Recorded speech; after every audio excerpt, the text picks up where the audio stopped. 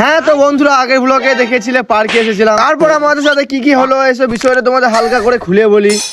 হ্যাঁ তো প্রথমে পার্কে ঢুকে আমি গরিব হয়ে ওই বড় লোকদের মতো একটু কোল্ড ড্রিঙ্কস নিয়ে খেতে শুরু করলাম।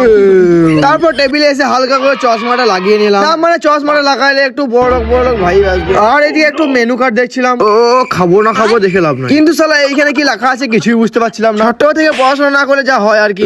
শালা কি বে এটা, ও একা চয়াকা তার উপরে চন্দ্রবিন্দু, না থাক ওই পড়তে পারছি না, রেখে দিই। হ্যাঁ তো এইখান থেকে বেরিয়ে গ্রিন সুইমিং পুল দেখতে দেখতে চলে আসছে সেই 5 স্টার প্যান্ডেল। এইখানে আসতে ঠান্ডা ওয়েদারে গরম পানি দিল, তারপরে দিল মশার মাংসের কাঠি কাবাব।